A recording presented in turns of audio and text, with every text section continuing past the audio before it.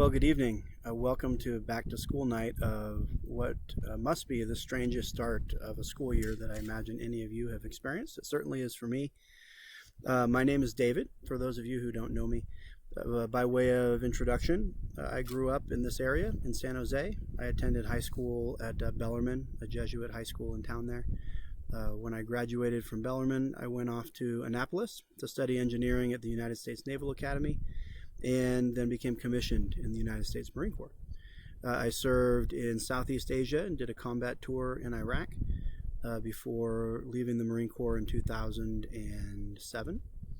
I spent the next year and a half, a very formative year and a half, traveling the world alone, camping, and by bicycle. Pretty much went around the Northern Hemisphere. And when I finished that journey, I found my new career in education, which has a lot of parallels to my military career, actually. My start in education was in the county juvenile hall and some of the county court schools. So that was a little bit of a different feel from the experience that I have up here on the mountain. I joined Loma in 2012 and have thoroughly enjoyed serving this community and working with the students and wonderful parents of the mountain here. So for those of you I haven't had a chance to meet yet, I look forward to having that opportunity online or hopefully in person at some time soon. 8th grade science. It's wonderful to have your students this year. This is one of my favorite classes to teach, and I'll tell you why. The science curriculum in the 8th grade physical science track has so many connections to the algebra curriculum, which your child is either in algebra or algebra readiness, and the cross-curricular connections are numerous. Obviously, I'm a little passionate about math as well, and math comes alive in the physical sciences, and so that's why I love being able to teach it. So I'm thrilled to have a section of this year. Here are some of the things that we're going to be covering this year, not quite in this order, but I'll let you peruse that on your own.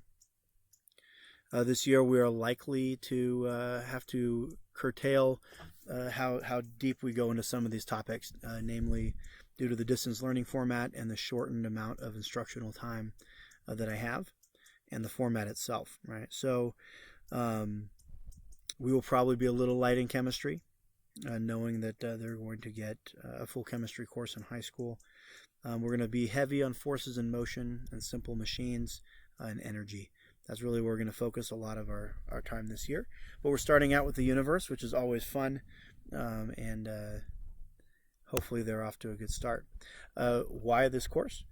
Well, applying the sciences to firsthand observations in our local environment is a big thing. Pretty much everything we study this year, your child can observe in their day-to-day life.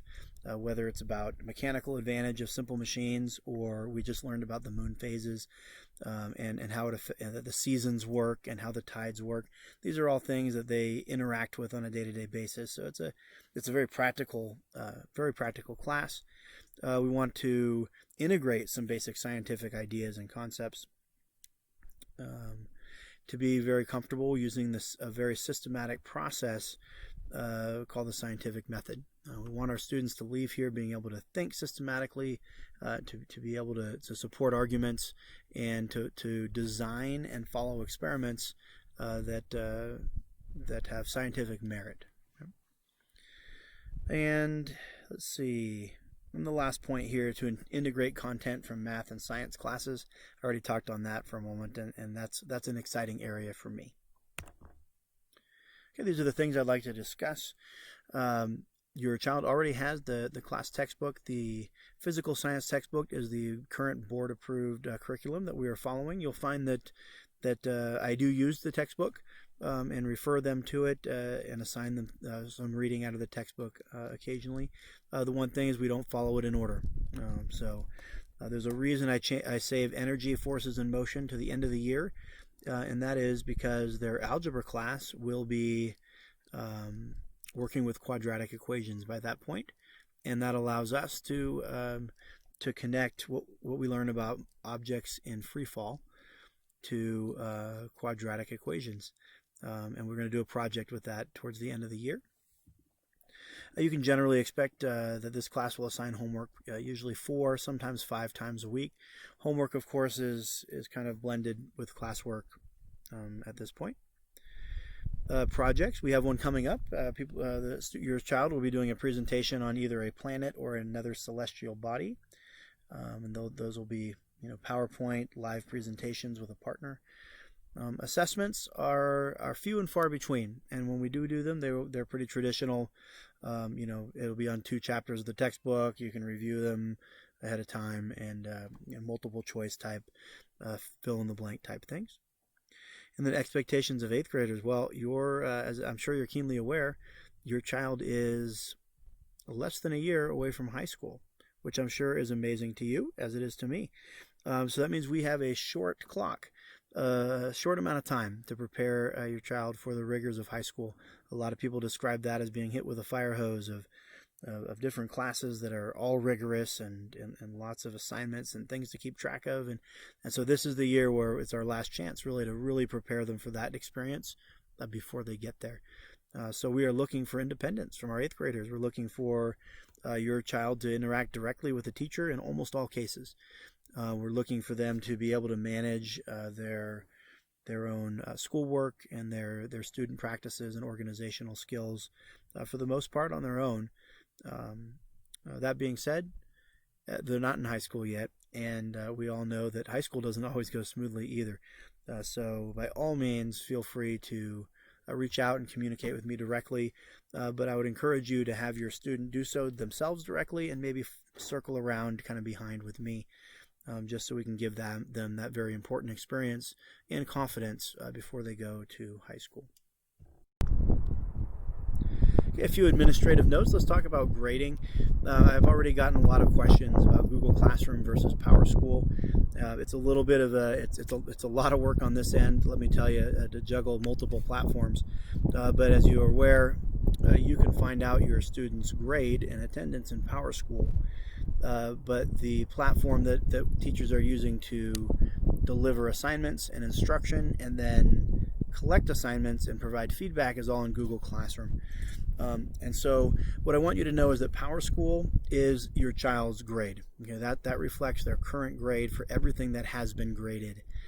Google Classroom will always lag behind that because I don't immediately, when they turn something into Classroom, go and update it into PowerSchool. I typically will wait a day or two, make sure I have all the assignments in, and do it all in one shot. Okay. Also, Google Classroom won't always mirror PowerSchool even for past data. Sometimes students work something out with me in a one-on-one meeting, or they email me work, and so it doesn't ever show up in Google Classroom. There are some assignments in Classroom that I will mark as non-graded. That way I don't have to type in a score for every assignment, and so it'll just be returned to them. But they'll get a grade in PowerSchool. So I just wanted to explain some of those things so you don't get worked up about any differences that you see between Google Classroom and PowerSchool. Another note is that I will never assign a 0 if your child has submitted something. It can be incomplete, wrong, and no work shown. They'll get some points. Maybe it's 1 out of 10, but that'll show, yeah, they turned something in, but it wasn't satisfactory for whatever reason. If you see a 0, it means that nothing came in. All right, it's just a completely missing assignment. If you see a blank or a slash in PowerSchool, that means I've built the assignment, but I haven't graded it yet. It has no impact on your child's grade. It's just a blank. Okay. But once you see a 0, that does have an impact. Late work, starting today, right now, tonight, late work will be penalized about 30%. Regardless of how much late after the due date it is.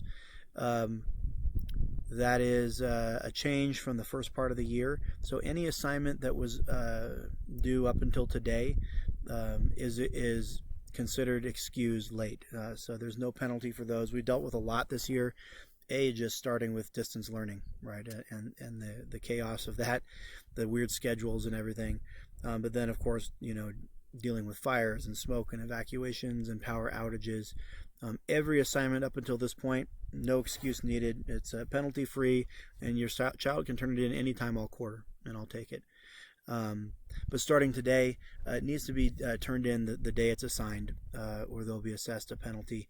If it's an excused absence or there's an excused reason, just communicate that to the office, and that's sufficient. General rule of thumb: if they're out 3 days, they get 3 days to make up their work. The procedure for turning in late work is to turn it into Google Classroom and to add a comment as to why it was late, and that will help me assess whether it was excused or unexcused. And also, that's the only way I'll know they're turned it in. I will not be getting email notifications when they turn in late work after tonight.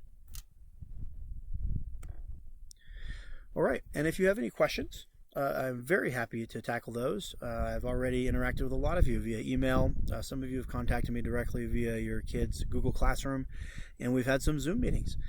So I'm happy to meet with you, parents, or jointly with your child at any time. Just let me know how that works best for you. Please do not use the phone number listed there. That is for my classroom, and as you can probably see, I'm not currently in my classroom, but email works great. So if you have any questions, let me know via email. And again, I look forward to meeting you at some point, hopefully in person. Have a wonderful night. Thanks.